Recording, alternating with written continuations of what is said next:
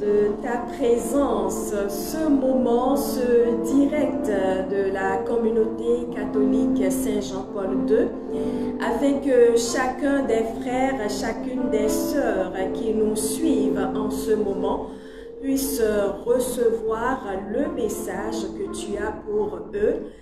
Chers frères et sœurs en Christ, bien-aimés de Dieu, je suis certaine que ce n'est pas un hasard le fait que vous soyez connectés en ce moment pour suivre le direct ce vendredi de la communauté catholique Saint-Jean-Paul II. Non, ce n'est pas un hasard, tout comme ce n'est pas un hasard la rencontre de Jésus avec la femme samaritaine. Alors si vous êtes là, si vous nous suivez, taguez vos amis, vos frères, vos sœurs qui ont besoin également d'honorer ce rendez-vous avec l'Esprit Saint, d'honorer ce rendez-vous avec Jésus, ce rendez-vous qui vous est offert par la communauté catholique Saint-Jean-Paul II.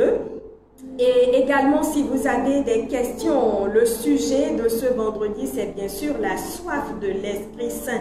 L'Esprit Saint, nous en avons longuement parlé tout au long de ce mois de novembre et nous en parlons encore aujourd'hui et surtout nous nous inspirons de l'histoire de la femme samaritaine. Alors si vous avez des questions, vous pouvez toujours les poser en commentaire de ce direct et vous pouvez également les envoyer via WhatsApp au 64 27 45 45. Je reprends pour vous, vous pouvez nous envoyer vos questions au 64 27 45 45. La soif de l'Esprit Saint à l'image de la femme samaritaine. Nous en parlons avec le berger de la communauté catholique Saint-Jean-Paul II, le berger Antoine Bocor, que nous retrouvons, que vous retrouvez certainement avec beaucoup de joie, avec beaucoup de chaleur. Berger, bonsoir. Bonsoir. Et nous sommes contents, nous sommes contentes de vous retrouver en pleine forme. J'espère que nos frères et sœurs internautes également nous reçoivent et que ce direct les retrouve en pleine forme, Berger. Oui, je l'espère aussi. On l'espère aussi. Parce que c'est un rendez-vous, n'est-ce pas? Bien sûr, bien sûr. C'est un rendez-vous avec le Seigneur. C'est un rendez-vous voulu par le Seigneur et j'espère que ce rendez-vous les trouve en bonne santé, en paix et dans la joie que donne le Saint-Esprit. En tout cas, nous pouvons promettre que tout comme la femme samaritaine, au terme de ce direct, que chacun pourra se retrouver et vraiment s'épanouir au travers de ce direct parce que c'est certain qu'il y a un message qui attend chacun, qui attend chacune. En tout cas, le Saint-Esprit se saisira de nos pauvres personnes pour toucher chacun dans sa position. Vous savez que Jésus disait aux apôtres, lorsque vous devez aller pour parler, ne vous inquiétez pas. Dès que vous ouvrirez la bouche, ce que vous deviez dire, le Saint-Esprit le mettra sur vos lèvres. À partir de ce moment-là, nous voulons nous-mêmes être des instruments, des canaux dans les mains de Dieu, mais c'est le Saint-Esprit qui rencontre chacun de ceux qui nous écoutent. Et vous voyez, le jour de la Pentecôte, là, quand Pierre a pris la parole, le Saint-Esprit s'est saisi de la parole proclamée par Pierre pour rejoindre tous ceux qui étaient là. C'est pourquoi on dit d'entendre cela. Ils eurent le cœur transpercé. Et ils disent alors, frères, que devons-nous faire? Et Pierre devrait les appeler à la conversion pour le salut de chacun et de sa famille. Et donc nous espérons que ce midi, le Saint-Esprit rejoigne chacun dans son histoire, dans sa vie. Comme le Saint-Esprit a rejoint la femme samaritaine par la rencontre qu'elle a eue avec Jésus-Christ. Voilà, berger, vous nous l'avez longuement appris vendredi dernier. Vous nous avez appris qu'il fallait invoquer le Saint-Esprit, lui faire appel. Nous l'avons fait pour qu'il nous dispose et pour qu'il mette dans votre bouche, berger, les paroles dont nous avons besoin.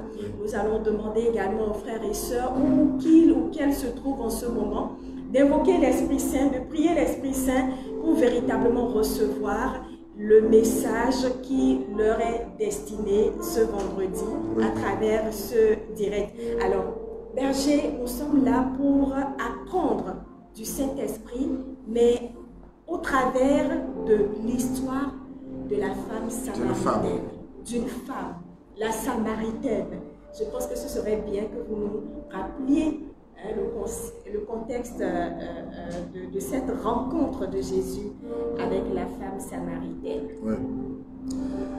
Alors, le contexte, il n'est pas compliqué. D'abord, c'est l'évangile de Jean au chapitre 4. Vous pouvez voir cette histoire. Jésus venait d'échanger avec Nicodème, un ancien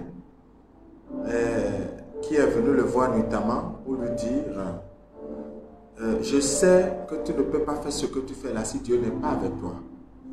Après l'échange avec Nicodème, Jésus a expliqué un certain nombre de choses et il a appris que les pharisiens et les scribes l'accusaient de baptiser plus de personnes que Jean, qu'eux tenaient pour un grand prophète. Voici que quelqu'un d'autre vient et paraît plus grand que Jean parce qu'il baptise. Mais le début du texte dit que en fait, ce n'est pas Jésus lui-même qui baptisait, c'était ses apôtres qui baptisaient. Alors, il a appris qu'à cause de cela, les gens allaient lui en vouloir, il s'est retiré. C'est comme ça qu'en partant, il a traversé justement un village et il s'est arrêté autour d'un puits qu'on a appelé le puits de Jacob. Un puits que Jacob avait donné à son fils Joseph. Et pendant qu'il était assis là, une femme samaritaine vient pour puiser de l'eau. La Samarie, il faut le rappeler, est un territoire païen. Mieux, les Samaritains et les Juifs ne se parlent pas et ne peuvent pas faire affaire ensemble parce que la Samarie est une ville païenne. Et donc, les Samaritains sont des païens. Et donc, premier choc pour la Samaritaine, c'est que Jésus lui adresse la parole, lui qui est juif. C'est pourquoi la femme était surprise. Elle dit, mais toi qui es un juif, tu me parles à moi qui suis une samaritaine. Et c'est le premier problème, vous voyez, que le Saint-Esprit règle. C'est le problème de l'unité dans la diversité. Avec le Saint-Esprit, comme le dit Saint Paul aux Galates, il n'y a plus de femmes, ni d'hommes, ni d'esclaves, hommes libres, ni juifs, ni grecs, ni chrétiens, etc. Il y a un seul peuple. Et donc, le Saint-Esprit nous constitue en peuple de Dieu. Et donc, normalement, si nous avons le Saint-Esprit, nous ne pouvons pas dire, mais toi tu es d'où? Ah, tu es du nord. Ah, tu es du sud. Ah, tu es de telle zone. Non, nous ne pouvons plus le dire parce que le Saint-Esprit nous a rassemblé tout peuple, toute race, pour faire un seul peuple. Et c'est pourquoi on dit un seul Seigneur, une seule foi, un seul baptême, un Dieu et Père de tous. Et donc, c'est le Saint-Esprit qui réalise cela. Et donc, Jésus était en train de briser, de casser une barrière, une limitation qui fait que les Juifs ne doivent pas parler aux Samaritains. Et donc, si le Saint-Esprit est en nous, et je pense que mon Seigneur a cet esprit que si le Saint-Esprit nous habite, le Saint-Esprit nous rassemble en un seul peuple que vous soyez choriste, que vous soyez lecteur, que vous soyez du service d'ordre, que vous soyez d'un groupe charismatique, d'un groupe à vocation centorale, etc., etc. Le Saint-Esprit nous rassemble tous en un seul peuple et personne n'a plus de valeur que l'autre. Seul le Saint-Esprit agit en chacun et à tous, en tous, et il donne à chacun selon lui-même, c'est-à-dire selon son désir. Et donc personne ne peut dire, moi j'ai ceci parce que je le mérite. Non, c'est parce que le Saint-Esprit le donne. Donc, Jésus rencontre une femme samaritaine, une femme païenne. Et c'est comme ça que le Saint-Esprit nous conduit, nous aussi, quel que soit qui nous sommes. Voyez, qui nous sommes, je ne sais pas d'où vous nous écoutez, quel que soit le continent sur lequel vous êtes et vous écoutez cela, sachez que c'est comme ça que le Saint-Esprit nous conduit, quelle que soit notre source, notre origine, à la rencontre de Jésus, l'unique Seigneur, qui nous rassemble sous le Père. Et donc, Jésus rencontre cette femme et c'est en milieu du jour, s'il vous plaît. C'est en milieu du jour, comme on est là maintenant. Et la question, voyez, pourquoi c'est cette femme seule qui est venue au puits? C'est qu'en réalité, les femmes ne vont au puits que soit le matin, soit le soir. Il n'y a pas de femme qui aille au puits entre midi et 2. Elles y vont en groupe. Elles y vont encore en groupe. Et vous devez comprendre que cette femme samaritaine vivait une vie solitaire, vivait une vie isolée. Et vous comprendrez pourquoi. Parce que dans l'histoire, quand Jésus va dire à cette femme, va appeler ton mari, elle va dire, je n'ai pas de mari. Jésus va lui dire, tu as raison. Tu en as déjà eu 5 et celui avec qui tu vis n'est même pas ton mari. Et donc cette femme était critiquée par les autres femmes. Qui disent, ah, la femme qui prend les maris d'autrui ou bien, etc. Du coup, la femme préfère aller au puits au moment où personne n'est là.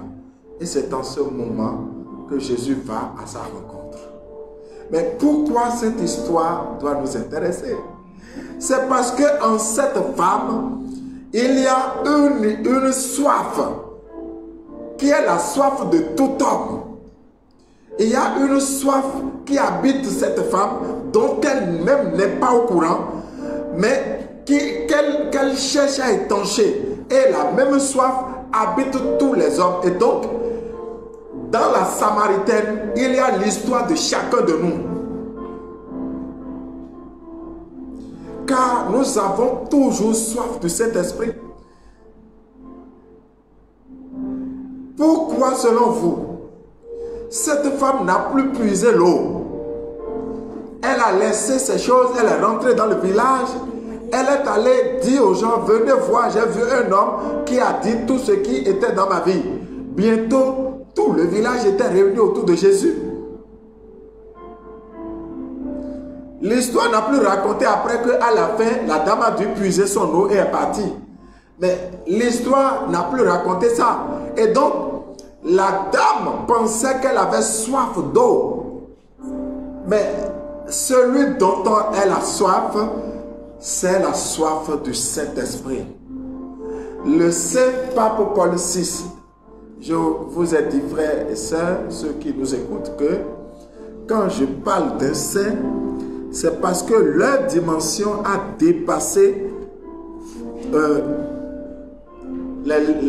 comment appelle-t-on, les limites de l'Église catholique et a embrasé le monde. C'est pourquoi j'en parle. Et donc quand je parle d'un saint, je ne m'adresse pas qu'aux catholiques, je m'adresse à toute personne qui tomberait ou qui suivrait directement ce moment. Et donc, il dit, le Saint Pape Paul VI dit que le plus grand besoin du monde actuel, c'est le besoin du Saint-Esprit. Et vous allez comprendre pourquoi je le dis. Les éléments que mon Seigneur dénonce dans la lettre pastorale, les conflits fratricides, amenant parfois, partant de la jalousie et où on est capable de tuer son propre frère etc., naissent d'où? On en a parlé dans la lettre pastorale. Ça naît de la soif du Saint-Esprit. Pourquoi? Ce dont on croit qu'on a besoin et qui fait qu'on critique son frère, on veut tuer son frère, ce n'est pas matériel, mais c'est la soif du Saint-Esprit. C'est la soif du Saint-Esprit. C'est parce que nous ne sommes pas au courant. Cette femme dit à Jésus, comment toi, un juif, tu peux me demander à moi, une samaritaine, à boire? Est-ce que tu n'es pas en train de te tromper par hasard? Est-ce que ça va bien? Et Jésus lui dit, si tu savais le don de Dieu, et celui qui te dit, donne-moi à boire, c'est toi qui lui aurais demandé de te donner à boire. La femme dit, comment ça? Maître, tu n'as même rien pour puiser de l'eau. Comment tu vas donner? Et Jésus lui dit, l'eau là, l'eau que tu es venu chercher, quand tu vas boire cette eau, tu auras toujours soif. Mais l'eau que moi je vais te donner, quand tu buvras cette eau, tu n'auras plus jamais soif. Ah, la femme a dit, donne-moi cette eau pour que je n'ai plus à venir ici. Et c'est là où Jésus lui dit, je vais te donner cette eau, mais va appeler ton mari. Et ça rejoint le même Jean, l'évangile de Jean, au chapitre 7, où Jésus a dit, si quelqu'un a soif, qu'il vienne à moi.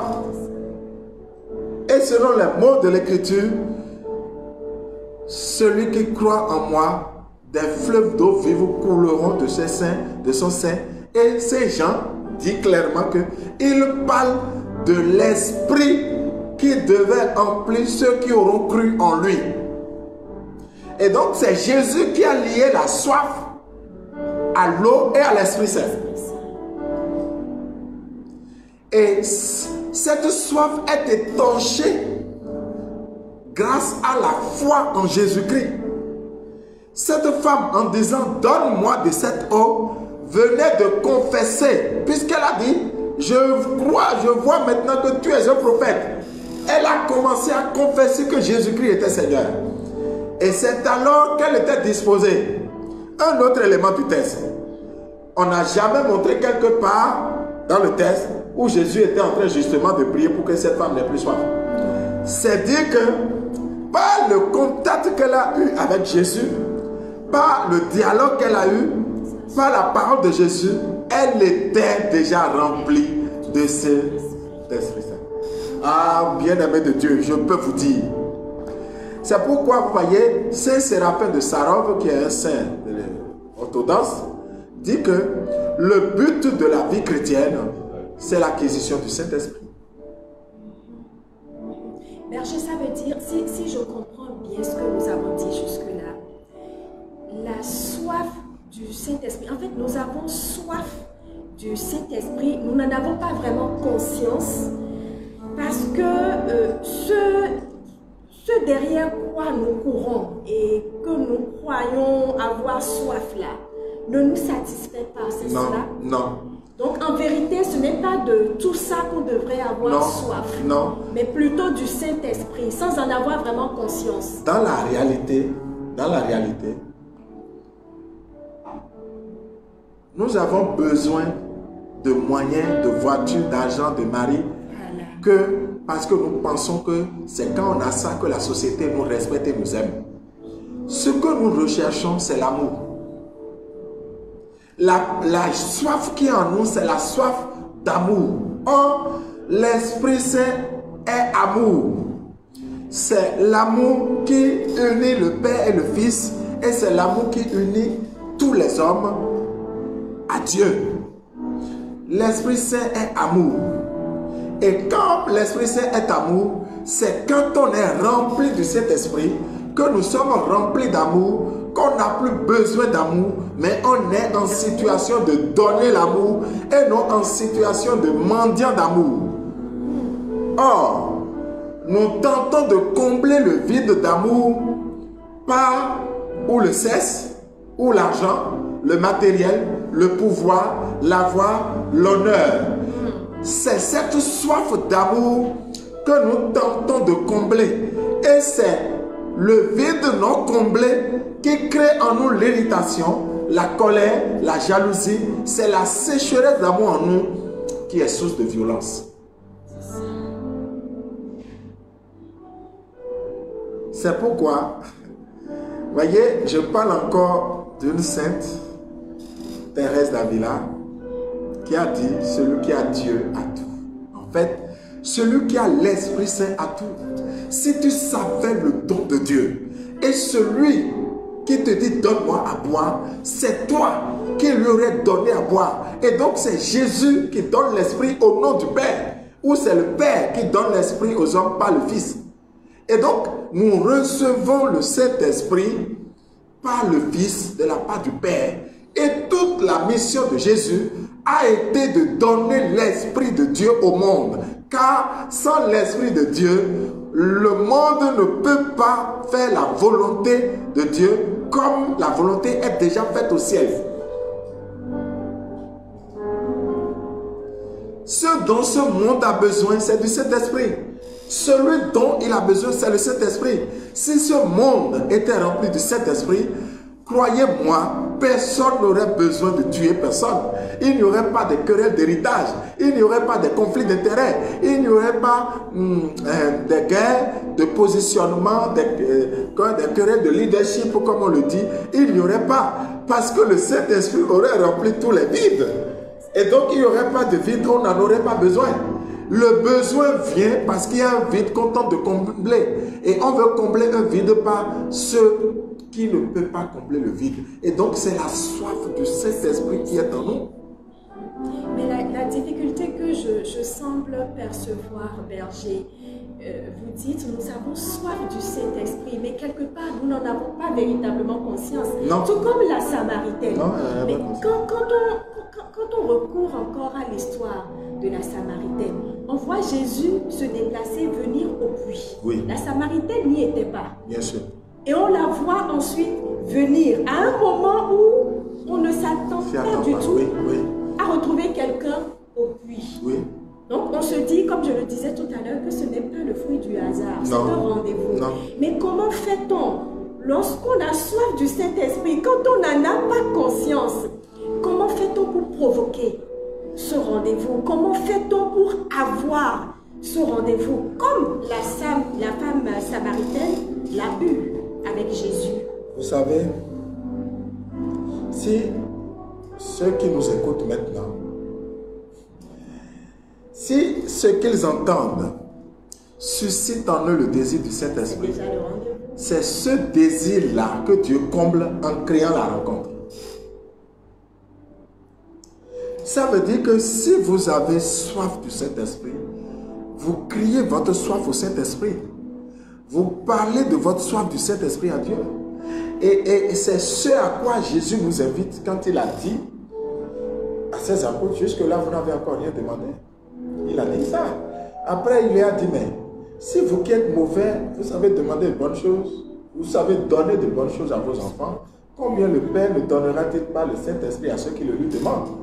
C'est un reproche qu'il leur fait pour dire, ce que vous devez demander, c'est le Saint-Esprit.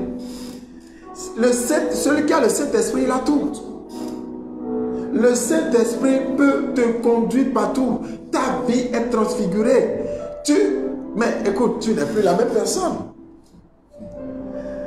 Le Saint-Esprit parle, il entend, il dit. Et donc c'est une personne. Et à partir de là, quand tu as reçu le Saint-Esprit, ta vie n'est plus pareille. Je voudrais vous donner quelques exemples. L'exemple le plus populaire, c'est l'exemple de Pierre. On aurait dit un poltron. Un monsieur heureux devant une femme. Toi aussi, tu as dit non. Regarde-moi bien, je n'étais pas là. Quelqu'un dit, mais je t'ai vu au jardin. Quand on a coupé l'oreille, là, tu étais là. Hein? C'est toi et tu as... Est-ce que c'est même pas toi qui as coupé l'oreille là même? Je dis, qui? Regarde-moi bien, je n'en suis pas. Mais quand le Saint-Esprit descend, quand le Saint-Esprit descend sur Pierre, mais devant cette foule, Pierre prend la parole avec audace et autorité. Et il dit, ce Jésus que vous avez crucifié, Dieu l'a ressuscité d'entre les morts, nous en sommes témoins. Ah! Et on dit, mais ceux qui les voient, ils disent, mais comment? Ces gens sans instruction, d'où les vient cette audace et ce courage? Mieux, mais Pierre a été arrêté et fouetté. Et les gens lui ont dit, on ne veut plus que tu parles de ce nom-là. Et Pierre leur a dit, mais est-ce que vous nous voyez? Vous pensez que nous, c'est à vous on va obéir? Ou on va obéir à Jésus? Ce que nous on a vu, on va plus en parler. Mais lui là, devant un feu, quelqu'un lui disait, mais tu es de Jésus? Il dit non. Maintenant il est devant les gens qui doivent décider de le tuer. Et il a dit, je ne peux pas. Et le texte des Actes des Apôtres, chapitre 4, dit clairement que Pierre dit, quand on a fouetté Pierre, on dit, il a été heureux d'avoir été jugé digne de subir des flagellations pour le nom de Dieu. Pour quelqu'un qui avait peur de la mort. C'est pourquoi mon Seigneur parle du témoignage pour dire que il faut casser les barrières de la peur. C'est parce qu'on a besoin de cet esprit. Il dit que le chrétien doit aller témoigner, il doit aller au charbon. Il doit défier les limites de notre temps sans avoir peur de la mort ou de perdre des intérêts. Pierre n'avait pas peur. Mais comment je ne pourrais pas évoquer David? Mais David n'était qu'un berger. Quand Dieu est allé le choisir, et David va apporter à manger à ses frères qui étaient dans l'armée israélienne. Et il entend les gens chuchoter qu'il y a un certain Goliath qui terrorisait tout le monde. Mais mu par l'Esprit de Dieu, un jeune homme, il dit, mais comment un incirconcis, un païen, un type qui n'est pas fort, bien que Goliath soit géant, peut défier l'armée de l'Éternel des armées? Et son grand frère l'a crié à Papa, dit, tais-toi, toi, je te connais, je te vois venir, tu bavardes beaucoup, il faut te taire. Mais le petit parlait tellement vite. Le Saint-Esprit, il avait déjà reçu l'onction. Le Saint-Esprit était déjà sur lui. Peut-être même que le blocage que tu connais jusque-là, c'est parce que tu n'as pas fait l'expérience du Saint-Esprit. Mais David a insisté pour dire, il veut aller combattre Goliath. Mais d'où lui vient cette audace? Tout le monde l'avait trouvé fragile, frêle. Même Goliath, quand il a vu, il dit, mais comment? Mais les Juifs là, est-ce qu'ils sont malades? Est-ce que je suis un chien? Ils ont envoyé un gringalet comme ça pour venir me combattre. Il dit, approche, je vais te broyer et te donner à manger au vautour. Donc, physiquement, apparemment, David n'avait rien qui pouvait lui garantir la victoire. Mais il y avait une force sur lui et en lui. C'est la force du Saint-Esprit. C'est pourquoi Jésus dit, vous recevrez une force, celle du Saint-Esprit. Et c'est alors que vous serez témoins. C'est lui qui dit, David qui dit, tu viens armé de ceci, mais moi je viens avec le nom de Yahvé. Et c'est après ça qu'il a armé sa fronde. Frères et sœurs, vous pensez que c'est l'adresse de David qui a fait que la fronde? C'est le Saint-Esprit. C'est le Saint-Esprit. Tu as besoin du Saint-Esprit. Et si on n'était pas dans une séance comme ça, on aurait prié avec ce qu'on est en train d'entendre. Et vous verrez comment l'ivresse du Saint-Esprit arriverait. Et je me souviens que j'étais en mission au Gabon et on a eu une occasion comme ça et j'ai vu de grandes personnes être saoulées du Saint-Esprit qui riaient comme des enfants. Mais c'est extraordinaire. Et ce n'est pas que ça que le Saint-Esprit fait. Vous voyez? Mais non seulement le Saint-Esprit descend sur nous et nous fait être enfants de Dieu, parler à Dieu dans la langue de Dieu, etc. Mais le Saint-Esprit nous fait transformer l'histoire. La femme samaritaine, moi je peux vous garantir, depuis que cette femme a rencontré Jésus, cette ville de Samarie n'a plus été la même. Puisque cette ville, qui était une ville païenne, est est devenue une ville croyante. Jésus a même fait des confidences qu'il n'avait jamais fait à quelqu'un, à la femme.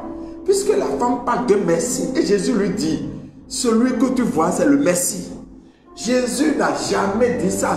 C'est les rares fois où Jésus s'est dévoilé. C'est à cette femme-là. Et c'était à la femme samaritaine qui était la recluse, et la rejetée. Ça a été tellement fort que les femmes qui étaient venues, les gens qui étaient venus ont dit à la femme, écoute, nous là, ce n'est pas parce que tu es venu nous dire, parce que nous-mêmes nous l'avons entendu, nous croyons.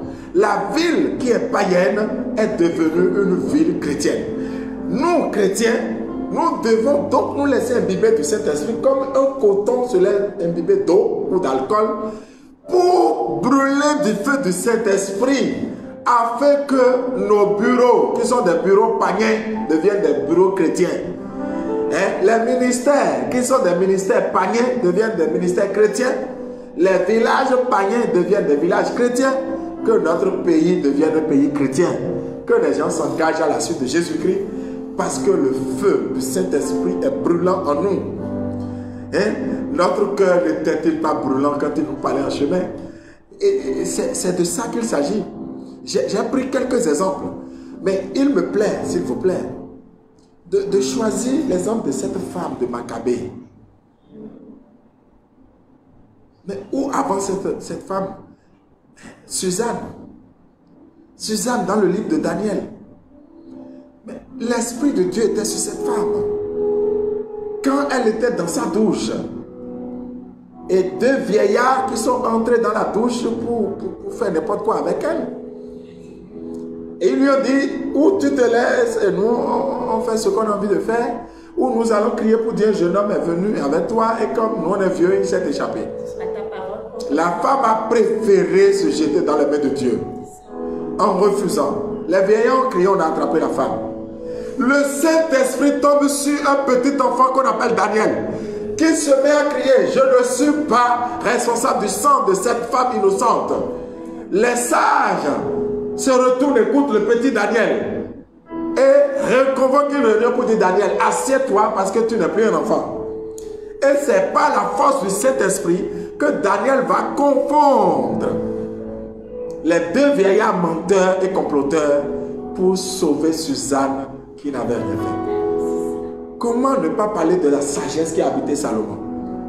C'est le Saint-Esprit qui a réalisé tout ça. Et cette femme du livre des Maccabées, dont on a tué les 7 enfants, et on l'a tuée elle-même au nom de la foi au Christ. Et alors qu'ils n'ont pas rencontré Jésus-Christ, mais par la force, la foi en Dieu, elle a dit qu'elle croit en la résurrection. C'est le Saint-Esprit qui peut faire ça. Et donc, ce dont nous avons besoin, c'est du Saint-Esprit. Je vous ai dit. Si tu dis l'Esprit, marche devant moi, guide-moi, ouvre le chemin devant moi, éclaire-moi, fortifie-moi, sanctifie-moi, rends-moi docile à la volonté de Dieu le Père. Par Jésus, si tu pries comme ça, le Saint-Esprit te conduit par les mains. Je me souviens d'une sœur qui, à cause de sa foi en Jésus-Christ, a été attaquée.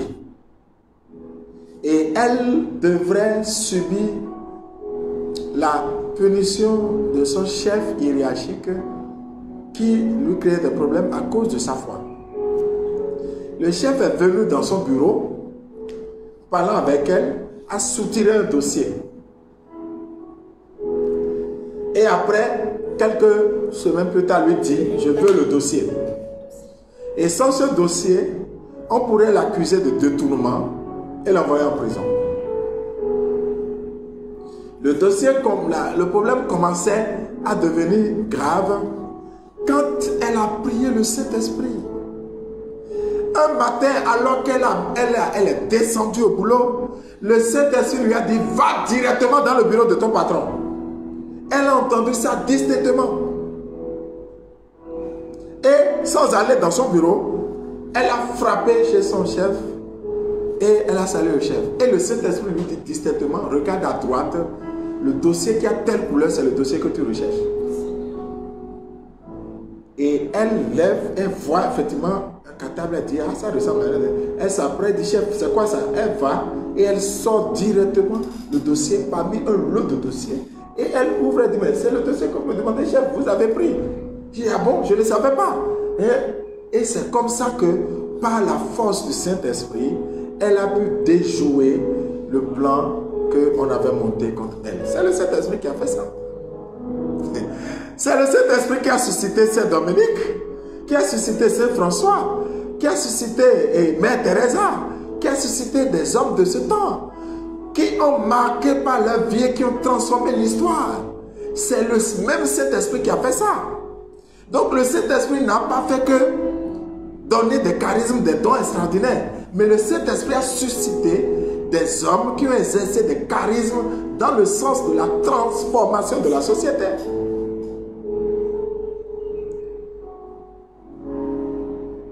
Mais Mère Teresa, regardez une vieille femme comme celle-là. Comment on peut comprendre tout ce qu'elle a réalisé? Regardez l'organisation, elle est prix Nobel de la paix. Et regardez l'organisation qu'elle a eue. Comment elle peut faire? Un homme ne peut pas faire. Regardez Jean-Paul II, il a tellement écrit de livres qu'on se demande mais comment il a fait? C'est le Saint-Esprit qui est capable de ça. Nous avons soif du Saint-Esprit. Frères et sœurs, je vous rappelle que vous pouvez poser des questions en commentaire, hein, oui, ou envoyer également des questions via WhatsApp au 64 27 45 45 parce que nous sommes là encore pour à peine une quinzaine de minutes maximum. Donc si vous avez des questions, c'est vraiment le moment. Berger, nous avons donc soif du Saint-Esprit et on l'a vu au travers de l'histoire de la femme samaritaine, vous l'avez dit également, hein, partant de beaucoup d'autres exemples, David et autres. La vie est complètement chamboulée, transformée quand on a reçu le Saint-Esprit et on est capable même de faire des choses qu'on ne s'imaginait pas capable de faire, n'est-ce pas? Oui. Quand vous prenez la femme samaritaine, oui, celle qui était rejetée de tout, qui n'osait même pas parler à d'autres femmes, on voit que c'est elle finalement, oui, qui a osé aller rencontrer les autres pour témoigner, apporter le témoignage. Et on l'a cru. Oui. Mais vous l'avez dit, ce n'était pas elle. C'était le Saint-Esprit, n'est-ce pas? Donc nous devons apprendre à marcher avec le Saint-Esprit. Oui. Nous avons besoin de lui pour tout. Oui. C'est cela. Je crois, j'étais en train de vous dire la dernière fois, si même vos enfants doivent comprendre le message que vous leur envoyez, il faut que le Saint-Esprit puisse prendre vos mots pour toucher les cœurs. Sinon, vous allez parler, mais votre enfant ne rentrera pas dans le schéma de ce que vous êtes en train de lui dire. Mais si le Saint-Esprit s'en mêle, vous dites un mot et le Saint-Esprit lui fait entendre. Je connais des couples dans lesquels l'homme dit ceci et la femme comprend autre chose. La femme dit quelque chose, l'homme comprend autrement et ils sont tout le temps en dispute. Je leur conseille de faire l'expérience du Saint-Esprit. Quand c'est comme ça, ce que vous dites, ça passe 5 sur 5 parce que le Saint-Esprit s'en mêle et touche le cœur de l'autre. D'ailleurs, je vais vous dire, lorsqu'un couple est formé par Dieu, le mot que dit l'homme ou la parade qu'a la femme qui séduit l'homme, c'est le Saint-Esprit qui produit ça.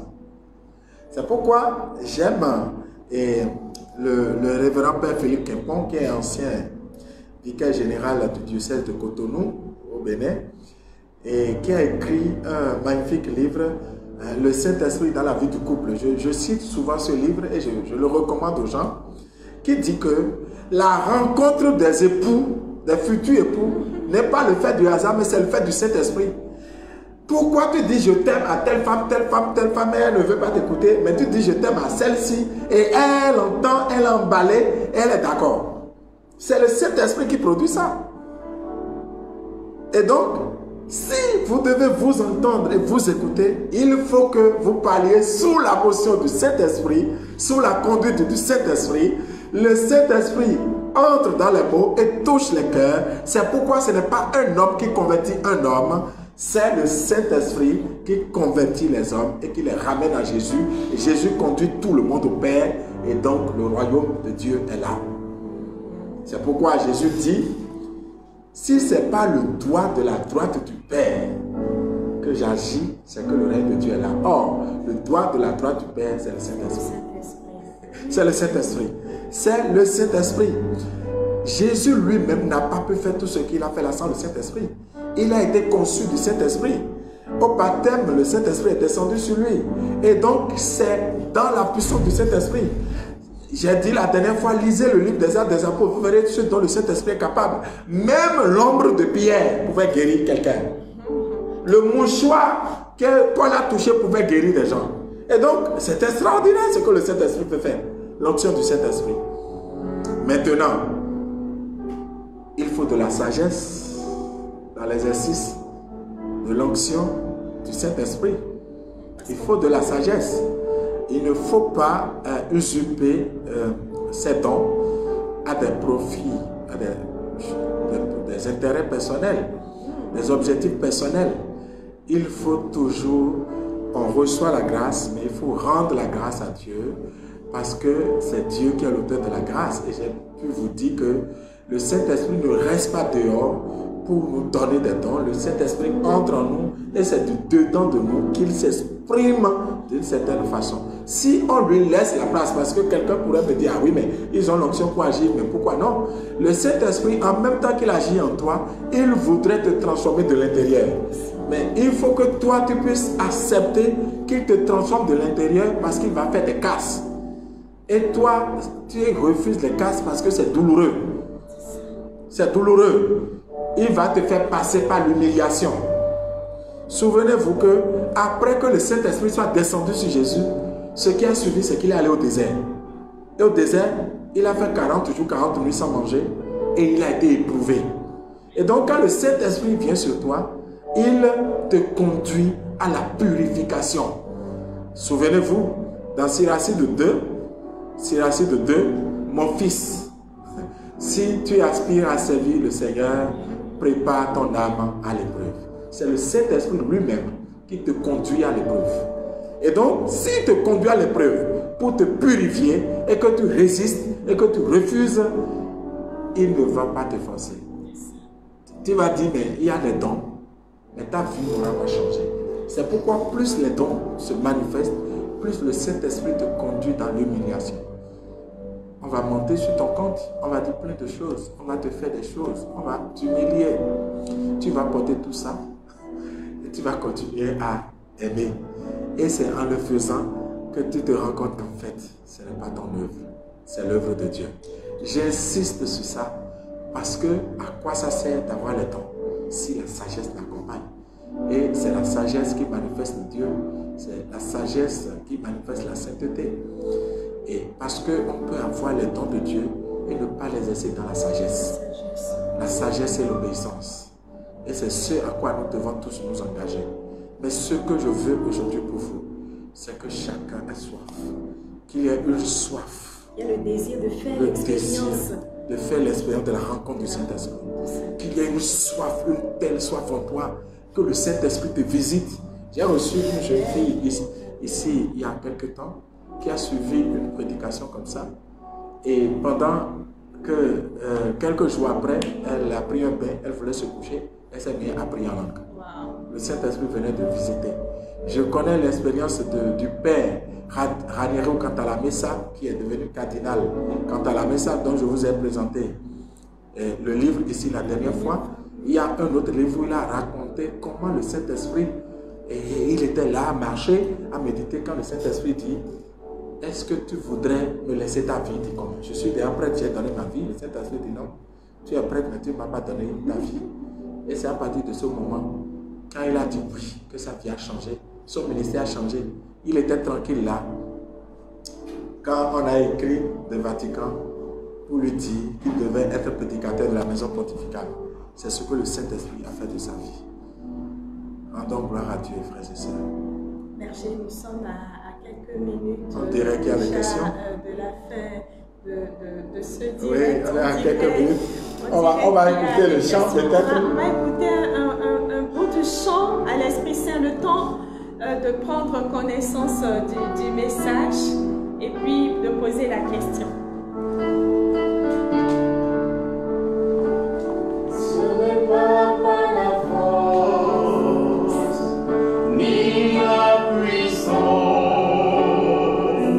mais par mon esprit.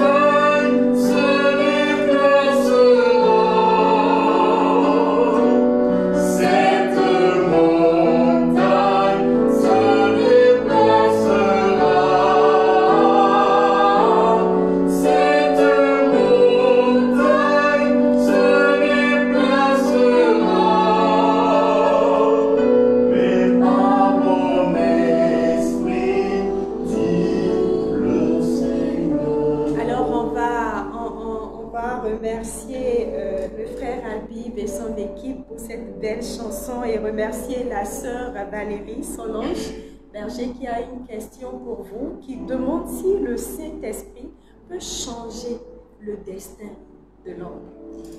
Changer le destin, d'abord l'homme n'a pas un destin mais une destinée. On parle de destinée ou on parle en termes plus catholiques de dessein. D-E-2-S-E-I-N.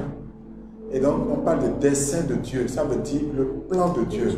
Si vous voyez l'ange qui rend visite à Zacharie, il parle du dessein de Dieu sur l'enfant qui va naître.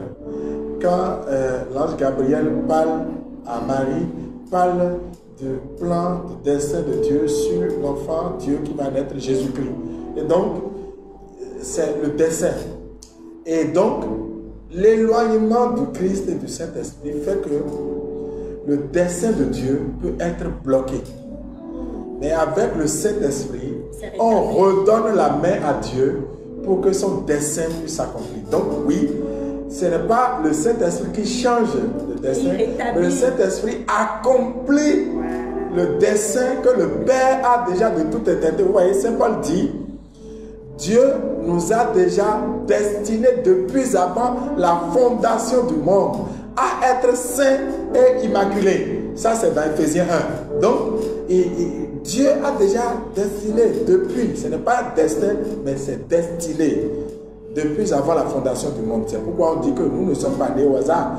Nous sommes nés parce que Dieu a un plan, un merveilleux plan. C'est pourquoi certains sont prêtres, d'autres sont mariés, d'autres sont, si vous voulez, un médecin, d'autres sont journalistes comme Emine, etc., etc. Tout ça, ce n'est pas du hasard, c'est le don de Dieu qui se manifeste de toutes ces façons-là. Une autre question. On me signale qu'il y a une autre question. Est-ce que le Saint-Esprit est... Oui, effectivement. Ah, il y a beaucoup de questions, hein. On va y aller rapidement. Il y a Florence qui demande comment reconnaître la direction de l'Esprit Saint. Comment reconnaître la direction de l'Esprit Saint? À cette question, je voudrais donner deux conseils. Premier conseil, si vous êtes catholique, faites-vous suivre par un prêtre. Vous partagez vos expériences et il peut vous diriger. Vous dites ça peut être du Saint-Esprit, ça, ce n'est pas du Saint-Esprit. Donc ça peut être du Saint-Esprit, ça, ce n'est pas du Saint-Esprit. Et donc, c'est d'expérience qu'il est capable de vous conduire. Deuxième conseil que je vous donne, c'est que quand vous entendez la voix de votre enfant, la voix de votre mari, la voix de votre femme, vous reconnaissez. C'est qu'en allant en contact avec le Saint-Esprit en priant, vous finissez par connaître de quelle façon le Saint-Esprit vous parle. Et donc, avec l'aide du discernement, vous savez, ça, c'est du Saint-Esprit. Sinon, en règle générale, ce que le Saint-Esprit fait ne contredit jamais ce que la Bible dit. Ça ne contredit jamais l'autorité, la doctrine de l'Église, et ça ne contredit jamais la charité. Donc voilà en règle générale comment on peut reconnaître la voix du Saint-Esprit. Et il y a Hugues qui demande également si le Saint-Esprit peut visiter quelqu'un qui ne s'y attend pas du tout. Absolument, absolument. Il y a quelques années, nous organisions les prières de 7 jours autour de Saint-Joseph et dans un collège privé là, de la place. Et nous étions en train de prier, je me souviens, il y avait des musulmanes, des filles musulmanes qui pouvaient prier en langue. Hein. Et un jour, on priait, il y avait des filles qui étaient en classe. Elles ne sont pas, elles ont dit ça ne nous intéresse pas. Mais le Saint-Esprit les a rejoints. Et ce qui s'est passé ce jour-là, ça a été extraordinaire. Ça a été extraordinaire. Et donc, le Saint-Esprit peut vous rejoindre partout. D'ailleurs, si vous lisez Actes des Apôtres, chapitre 10, Pierre était chez Corneille. Et il n'avait même pas encore commencé à prier pour que le Saint-Esprit descende. On dit, pendant qu'il parlait, le Saint-Esprit est descendu. Les personnes ne s'y attendaient. Même Pierre est surpris. Et il a dit comment? Si le Saint-Esprit descend sur lequel on attend, baptisons-les en même temps. Donc, le Saint-Esprit, qui que tu sois, peut descendre sur toi. La question souvent, c'est, est-ce que tu le laisseras agir? Sinon, la descente, ça ne pose aucun problème. Il ne suffit pas qu'il descende. Saint Paul dit, il faut le laisser nous conduire. Sous la conduite du Saint-Esprit. Sous la conduite du Saint-Esprit, comme le dit mon Seigneur. Il faut se laisser conduire. Voilà. Berger, nous sommes pratiquement au terme de ce direct, mais on va vous permettre quand même en quelques mots, en quelques phrases, de dire une exhortation, de faire une dernière recommandation à nos frères, à nos sœurs qui suivent ce direct, pour les amener véritablement à faire l'expérience du Saint-Esprit comme la femme samaritaine. On va prendre ce chant qui passe en fond sonore là. J'ai bien envie de prier. Alors prions.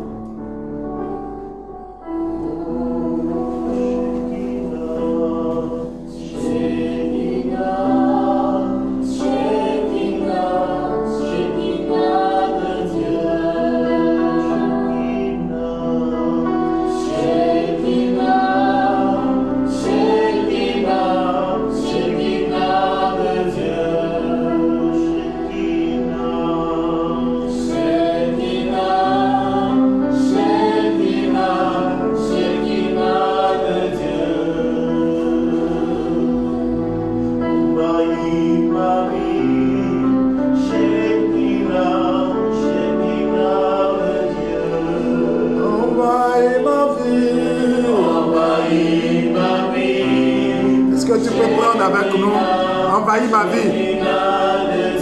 Envahis ma vie.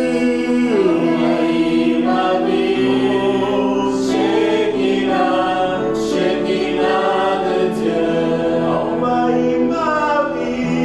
Envahis ma vie. Shekinah de Dieu. Remplis-moi de toi, Shekinah de Dieu. Remplis-moi de toi, Shekinah de Dieu. Remplis-moi de toi, Shekinah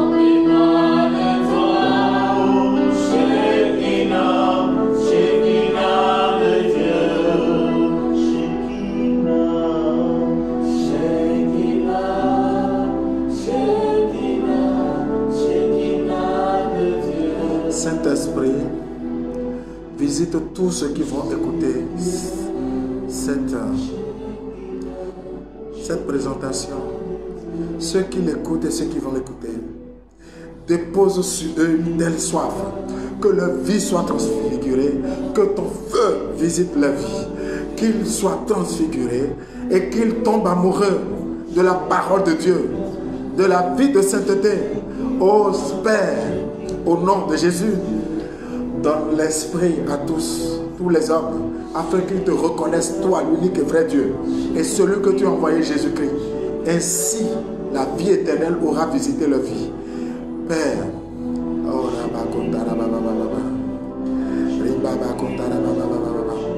quand l'Esprit de Dieu descend, l'Esprit de vie descend, tout ce qui est mort reprend vie. Alors que tout ce qui est mort dans ce monde reprenne vie, que ce qui est mort dans ce Bénin reprenne vie, que ce qui est mort dans la vie de qui que ce soit, qui écoute maintenant et qui écoute cette prière reprenne vie, que ta puissance visite ceux qui écoutent, afin que leur vie soit transfigurée. Amen. Amen. Amen.